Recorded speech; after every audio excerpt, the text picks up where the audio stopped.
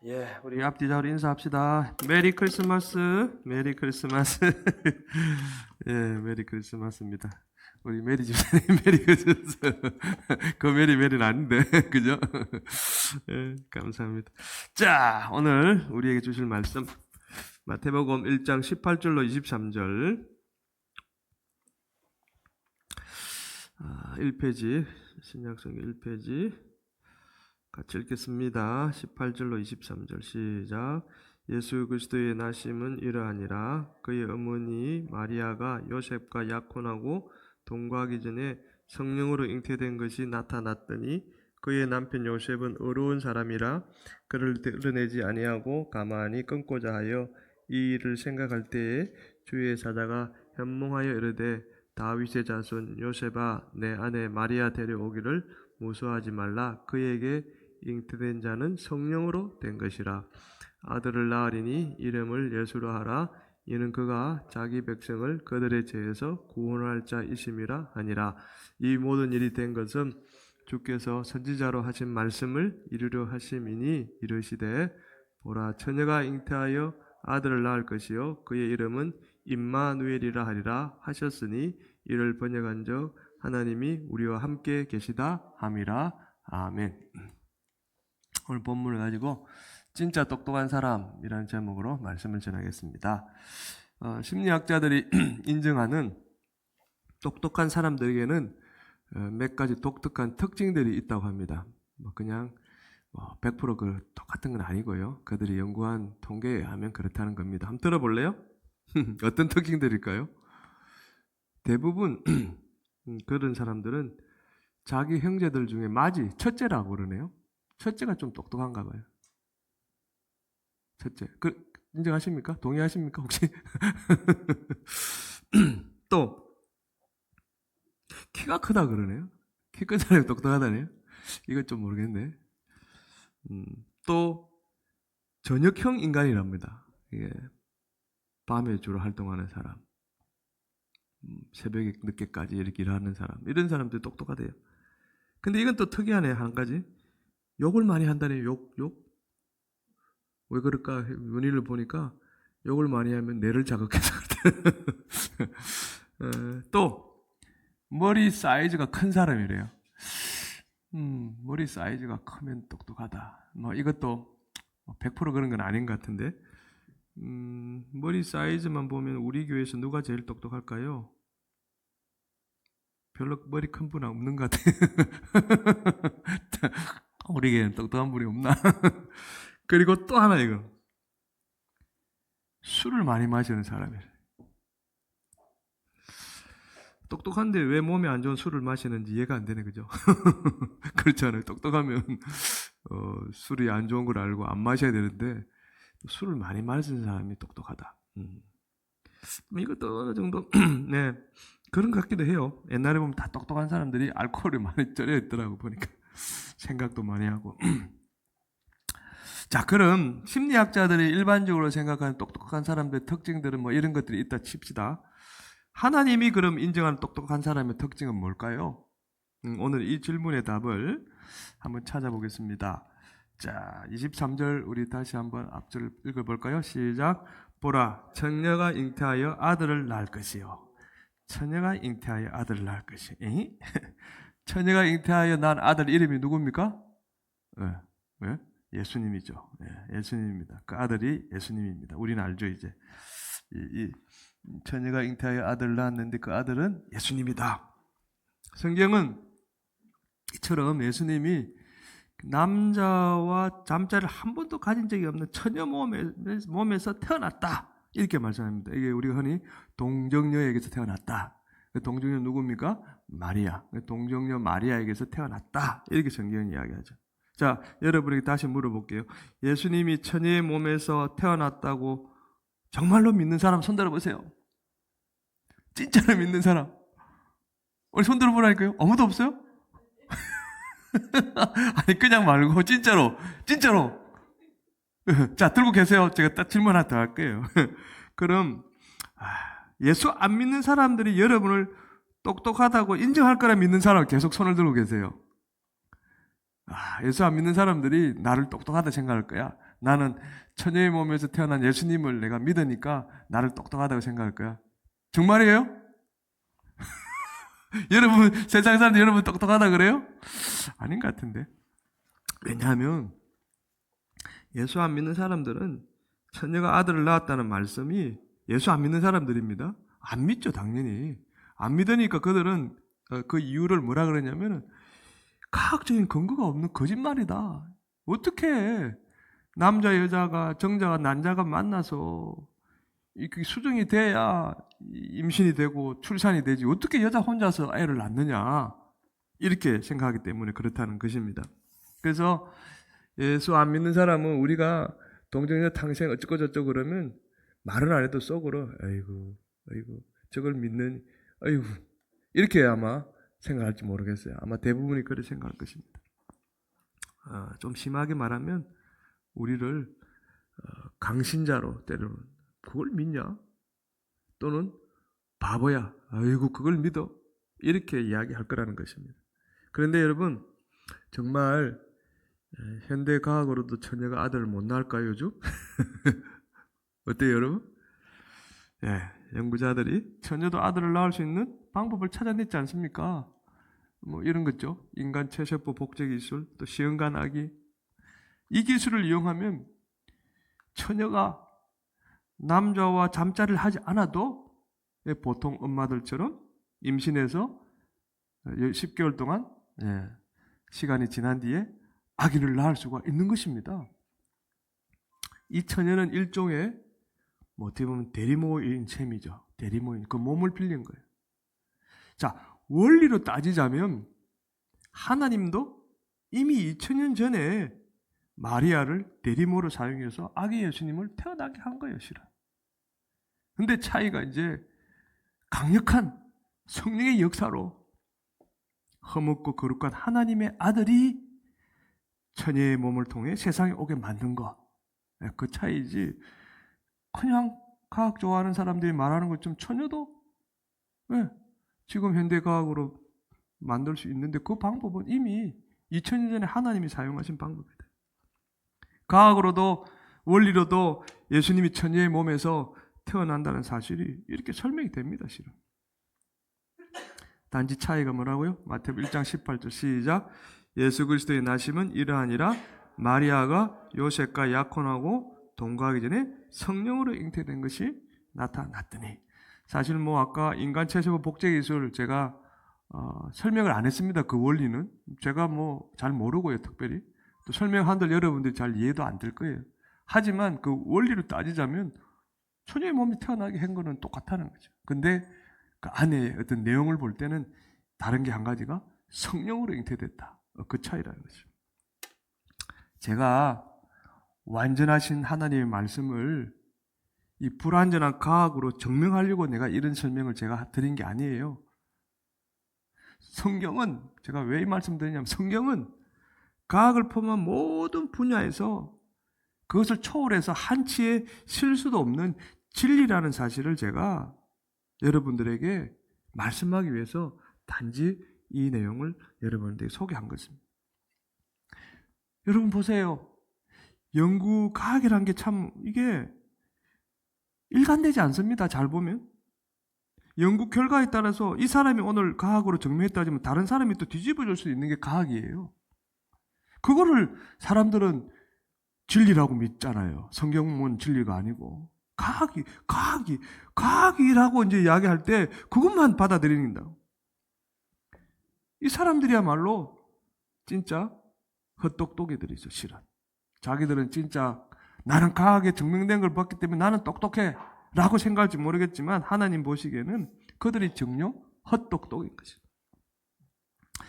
여러분 보세요. 인간은 우리가 성경 공부 시간에 많이 배웠지만 하나님의 형상으로 창조된 존재들입니다. 하나님의 이미지, 그죠? 그 하나님의 영적 DNA를 우리가 받았다는 거예요. 그래서 우리에게는 어떤 일들이 있습니까? 하나님의 그 지혜를 흉내낼 수 있는 능력을 가졌습니다. 흉내라는 말이 받았지만 100% 우리가 그걸 다 할 수 없다는 거죠. 아주 지극히 작은 부분만 우리에게 그것이 주어졌다는 것입니다. 실은. 그래서 인간 체세법 복제 기술도 따지고 보면 결국 하나님이 예수님을 세상에 보낸 이 지혜를 인간들이 이제 겨우 조금 흉내낸 것에 불과한 것이죠. 그게 뭐 대단해가지고, 이야, 이제는 처녀에게도 이렇게 애를 만들 수 있다. 대단한, 하나님 입장에서는 우스운 거죠. 완전히 그냥, 세 발의 피다. 이렇게 볼 수 있죠. 그런데, 인간이 할 수 있는 이 체세부 복제 기술을 하나님은 못한다고 생각하는 사람이 있단 말이에요. 그것이 예수 안 믿는 사람들의 생각 아닙니까? 그들이 과연 똑똑한 겁니까? 아니죠. 자기가 아는 제한된 지식으로 이 천지를 창조하고 다스리고 계시는 전능하신 하나님이 없다라고 결론 내리는 사람은 분명 그거는 똑똑한 사람이 아니에요. 그거는 바보입니다, 실은.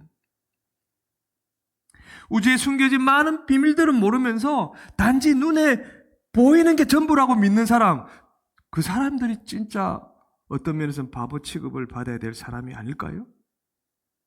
여러분 어떻습니까? 그래서 세상에 제일 무서운 사람이 어떤 사람입니까? 책 한 권 읽은 사람. 왜? 그거 자기 세계니까. 그게 전부라고 생각하니까. 그거 외에는 받아들이지 않는 사람. 이 사람들이 최고로 무서운 사람. 자, 그런데 여기서 이제 질문이 하나 생깁니다. 다 좋다 이거예요, 목사님. 그런데 왜 하나님은 처녀가 성령으로 예수님을 낳았다고 하면, 그렇게 이야기하면, 또 그렇게 하면, 이 사람들이 그거 안 믿을 텐데? 예수님을 또 의심하고 구원자로 안 믿을 가능성이 큰데도 왜 굳이 이런 방법으로 세상에 태어나게 하셨어요? 다른 방법도 많을 텐데 왜 꼭 이렇게 처녀의 몸에 하나님이신 그분이 인간으로 오셔서 이 방법을 택했습니까? 아이고, 내가 봐도 그 방법은 아무도 안 믿을 것 같은데. 여러분, 그런 생각이 들 수도 있을 수 있지 않습니까? 세상 사람들이 바로 그런 이야기하고 우리 안에도 그런 분들이 있을 수 있어요. 그런데 여러분, 그것은요, 예수님이 이런 방법으로 태어나지 않으면 우리 인간들을 죄에서 해방시켜 천국에 보내주는 구원자가 결코 될 수 없기 때문에 그렇습니다.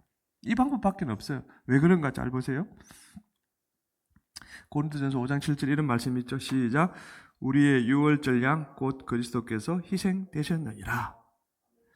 성경이 예수님을 무엇에 비유합니까? 유월절 양에 비유합니다. 이건 이제 우리가 알다시피 유월절 그 유래를 이제 따라가 봐야 되겠습니다만 일단 보고요. 자, 유월절 양은 어떤 의미를 가지고 있습니까?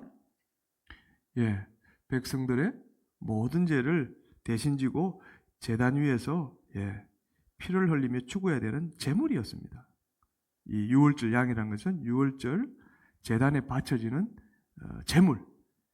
그런데 그냥 바쳐지는 게 아니라 모든 사람들 죄를 그거라는 말은 이 양이 대신 그 죄를 대신 갚기 위해서 드려지는 제물이다 이거죠. 근데 한 가지 조건이 있었습니다. 이때 아무 양이나 드릴 수가 없었어요. 아무 양이나 유월절 양이 될 수 없었습니다. 그럼 어떤 양이 될 수 있었느냐? 첫째는 흠이 하나도 없어야 되고 둘째는 수컷이어야 되었습니다. 따라서 여러분 보세요. 유월절 양이 방금 말씀드린 두 가지 조건 중에 한 가지 수컷이었던 것처럼 예수님도 남자였다. 그러니까 참 이게 그냥 맞추려고 해도 이렇게 맞출 수가 없는데 딱 구약의 그 유월절 양의 조건이 그런데 딱 예수님이 남자로 오셨잖아요. 그리고 또 한 가지 뭡니까? 유월절 양이 흠이 하나도 없어야 된다 그랬지 않습니까? 그것처럼 예수님도 죄가 없는 인간. 여러분, 예수님이 죄가 없는 인간이었을까요? 예, 맞죠. 예수님이 어떤 사람 이야기합니다. 아니, 다 인간은 다 죄인이라며요. 그러면 인간으로 태어났으면 어떻게 죄가 없을 수 있죠? 근데 여러분, 우리는 예수님은 거룩하신 하나님의 아들, 그 유전자, 그 하나님의 유전자만 가지고 있기 때문에 죄가 없다. 인간이지만 유일하게 죄가 없다. 이렇게 우리는 믿지 않습니까? 그러니까 예수님이야말로 이 유월절 양의 조건을 딱 갖춘 거죠. 흠이 없는 수컷, 남자, 하나님의 아들. 조금 더 이게 과학적으로 이제 제가 여러분들을 조금 더 이제 비교를 하는데 보세요. 인간 체세포 복제 기술을 따르면 천의 자궁에 이제 배알을 이렇게 딱 심으면 천의 안에 들어가 있으니까 이 천의 유전자가 이 태아에게 뭔가 영향력을 미칠 것 같지 않습니까? 그런데 전혀 그렇지 않답니다. 딱 배알을 천의 몸에 심기면 천여하고는 무관하게 그 안에서 자라난다는 거죠. 천의 몸에 들어있지만 천의 유전자가 태아에 전혀 전달되지 않는다는 겁니다. 과학적으로도. 여러분에게 설명을 드립니다. 근데 마찬가지로 거룩하신 하나님의 아들 유전자를 성령으로 마리아의 자궁에 탁 심어버리면 이 재성을 가진 마리아의 유전자가 예수님께 전달되지 않는다는 것이죠. 그러니까 과학의 원리로 지금 여러분들이 쉽게 설명을 하는 거예요. 그러니까 인간의 몸으로 태어났지만 하나님의 유전자가 그 안에 들어갔기 때문에 그대로 인간의 재성이 들어가지 않은 그 유전자로 인해서 태어났기 때문에 예수님은 전혀 죄가 없으신 분이다. 과학적으로도 지금 그렇게 이야기하잖아요. 그래서 세상 사람들은 자기들이 그렇게 이야기하면서도 이것은 안 믿어요.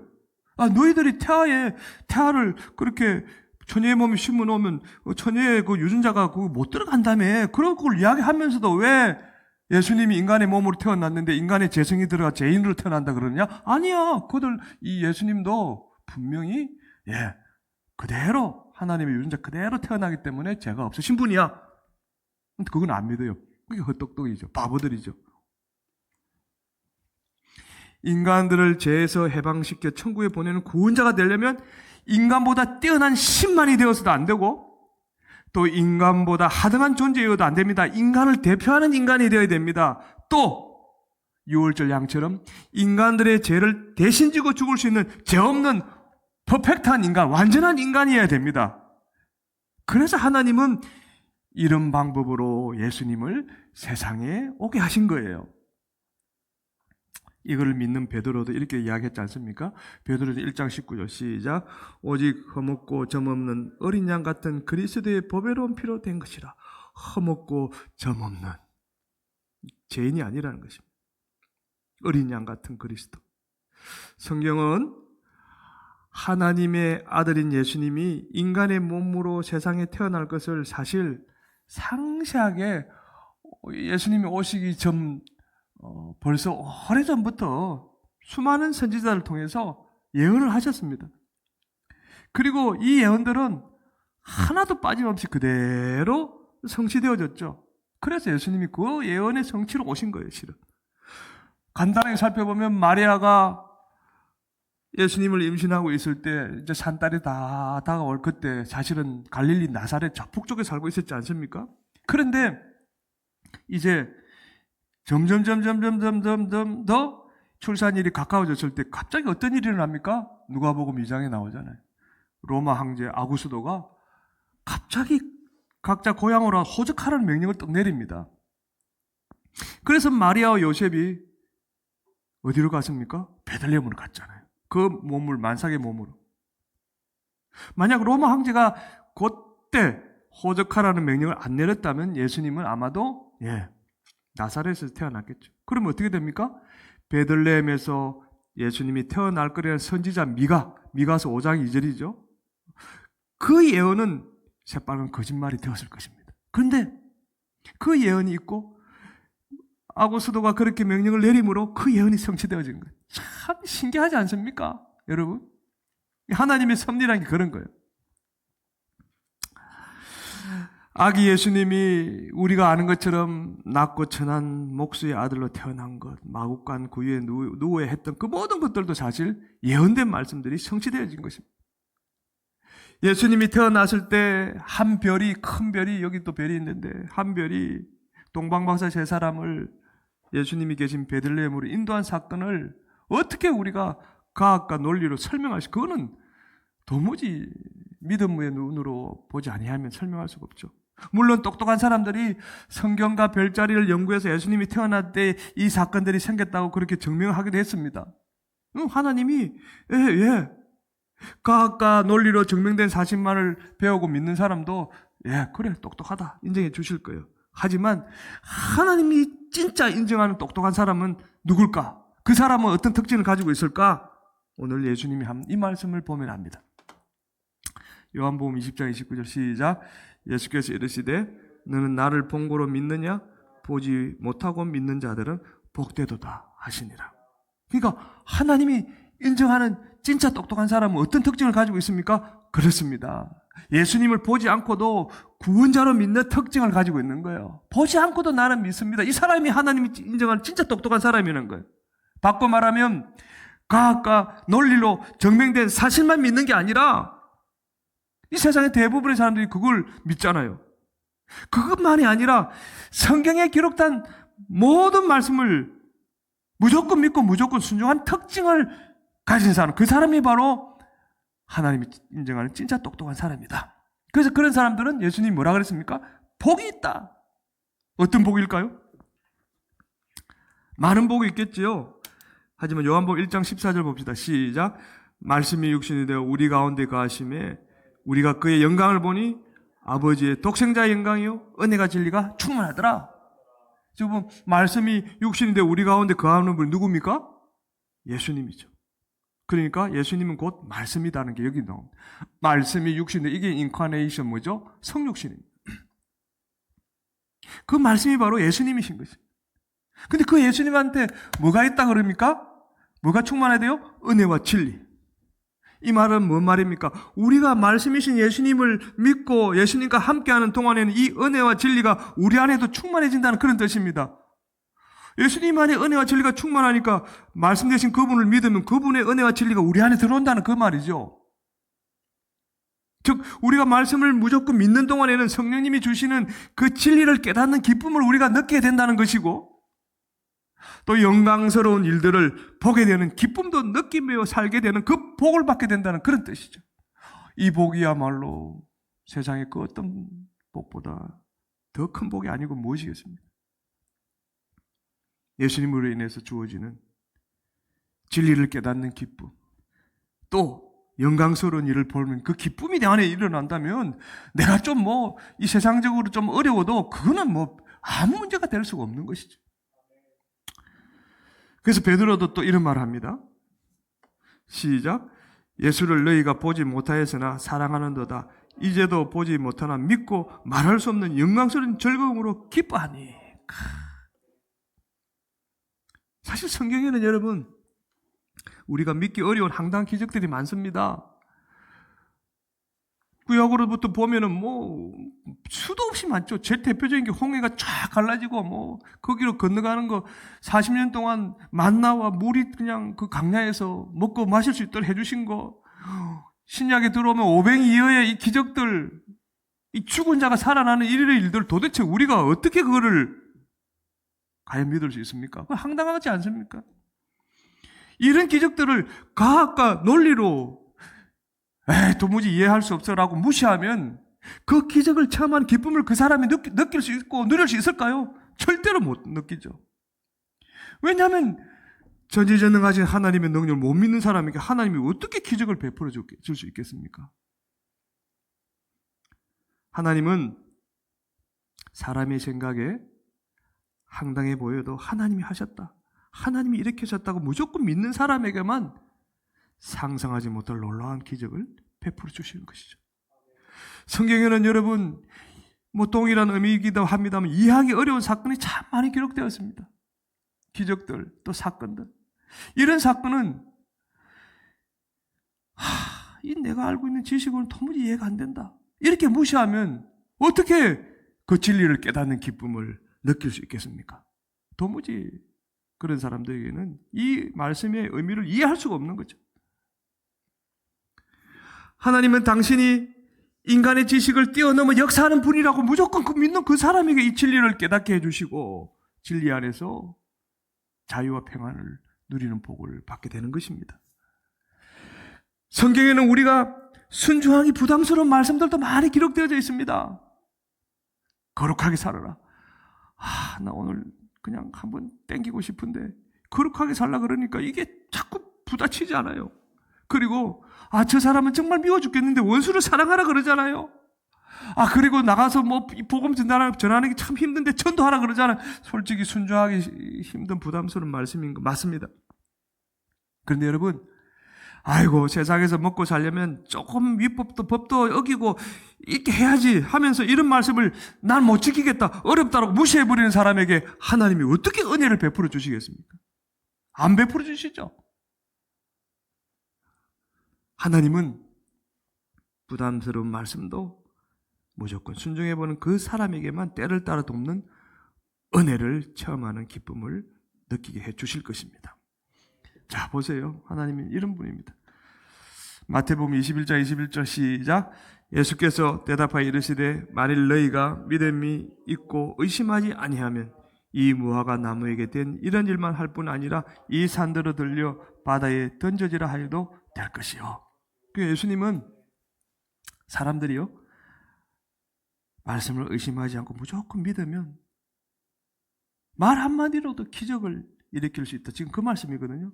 물리적인 산을 옮긴다는 것보다 믿음으로 한다면 내 안에 산이 어떤 게 있을 수 있습니까? 아까 말했듯 부담스러운 말씀, 원수를 사랑하라. 믿음만 있으면 원수를 사랑할 수 있는 거예요. 그럼 이 산이 바다로 던져지는 그거가 똑같은 거예요. 그 비유예요 지금. 아니 산이 어떻게 옮겨지? 그 말이 아니에요 지금. 내 안에 산 같은 문제가 있는데 믿음으로 가면 그 산이 옮겨지는 역사, 없어지는 역사가 일어날 수 있다. 그 말 아닙니까? 예수님이 하나님의 아들이고 세상을 구원하러 온 구원자라고 믿는다면 그분의 모든 말씀도 의심하지 말고 무조건 순종해 보는 사람이 뭐라고요? 하나님이 인정하는 진짜 똑똑한 사람인 거예요. 저는 우리 모두가 하나님이 인정하는 진짜 똑똑한 사람인 줄로 믿습니다. 아멘. 또 어떤 복일까요? 자신의 머리로 이해 안 돼도 일단 순종해 보는 사람이 기적을 체험하고 기쁘게 사는 복을 누리는 하나님이 인정한 똑똑한 사람인데요. 자, 오늘 본문에 23절 시작. 보라, 청녀가 잉태하여 아들을 낳을 것이요 그의 이름은 임마누엘이라 하리라 하셨으니 이를 번역한즉 하나님이 우리와 함께 계시다 함이라. 예수님이 곧 태어날 거라고 요셉에게 전해준 천사가 예수님이 임마누엘이 될 것이다 이렇게 이야기합니다. 임마누엘이 무슨 뜻이냐 옆에 친절하게 설명해놨죠. 하나님이 우리와 함께 계신다. 그럼 이 말은 뭔 말입니까? 우리가 예수님을 믿고 그 말씀에 순종하며 사는 동안에는 하나님이 함께하는 복을 받는다 이 말이에요. 사실은 말씀을 믿고 무조건 순종해보면 살아가는 동안 어떤 어려움과 아픔을 당해도 세상에 줄 수 없는 평안을 선물 받게 될 것이고, 살아가는 동안 어떤 상황에 처해도 실은 사업이 어려움을 당하고 몸에 큰 병이 생기고 또 뜻하지 않은 사고를 당해도 예수님이 돌봐주신다는 그 확신이 생기면서 그 상황에서도 염려하지 않고 기쁘게 사는 복을 받게 된다. 이게 임마누엘의 복이에요. 나와 함께 하신다. 그분이 함께 하시면 나는 어떤 어려움을 당해도 이겨낼 수 있다는 그 믿음을 갖고 기뻐하는 이게 임마누엘의 복이라는 것이죠. 살아가는 동안 영광스러운 하나님의 기적을 눈으로 직접 보면서 감격하고 감사하는 삶을 살게 될 것입니다. 왜냐하면 이 땅에 오신 예수님은 사탄이 득실되는 세상을 이긴 능력의 하나님이시기 때문에 그렇습니다. 요한복음 16장 33절 시작. 이것을 너희에게 이르는 것은 너희로 내 안에서 평안을 누리게 하려 함이라. 세상에서 너희가 환난을 당하나 담대하라. 내가 세상을 이겼노라. 그 세상을 이기신 주님이 나와 함께 계신 임마누엘의 복. 세상 두려울 거 없는 거죠. 예수 안 믿는 사람들은 이 성탄절이 단지 가족들과 연인들과 함께 즐거운 시간을 보내는 해피 할리데이, 공휴일이라고 그렇게 생각합니다. 그래서 어떤 면에서는 성탄절에도 교회 가서 봉사하고 예배드리는 우리를 볼 때 뭐 다 그렇게 하겠습니까만은 아마 아이고 참 재미도 없게 산다. 저 사람들은 무슨 낙으로 사노? 이렇게 아마 비웃을는지 모르겠어요. 인간이 지어낸 이야기인데 이걸 하나님이라고 그 신이 지어낸 일이라고 믿고 저걸 지키겠다고 저렇게 모이더니 참 어리석다라고 생각하는지 모르겠습니다. 미안하지만 예수님이 태어난 날에도 사탄이 득실되는 세상 문화에 빠져 허우적대면서 예수님을 발견 못하는 그런 사람들이 진짜 어리석은 사람이죠. 많은 사람들이 예수님이 태어났다 구주 탄생했다라고 외치고 다니는데도 예수님을 구원자로 믿으면 받는 평화와 기쁨과 임마누엘의 복을 걷어차버리는 사람이 실은 바보 중에 바보인 것입니다. 우리 이 말씀 잘 아시잖아요. 누가복음 2장 14절 시작. 지극히 높은 곳에서는 하나님께 영광이요 땅에서는 하나님이 기뻐하시는 사람들 중에 평화로다 하니라. 예수님이 함께하는 이 임마누엘의 복을 받고 평화와 기쁨을 누리는 사람은 IQ가 높은 사람도 아니고 가방끈이 긴 사람도 아니고 책을 많이 읽는 사람도 아닙니다. 누굽니까? 하나님이 인정하는 똑똑한 사람. 바꿔 말하면 세상 사람들 눈에 바보처럼 보여도 말씀을 무조건 믿고 순종하는 그 사람인 것이죠. 사랑하는 성도 여러분, 우리가 늘 성탄절을 보내지만 특별히 올 성탄절을 통해 오늘 이 시간부터 우리 모두는 결단합시다. 무조건 말씀을 믿고 순종하자는 것입니다. 그래서 평화와 기쁨과 우리와 함께 하시는 임마누엘의 복을 받으며 행복하게 사시기를 주님의 이름으로 축복합니다. 아멘.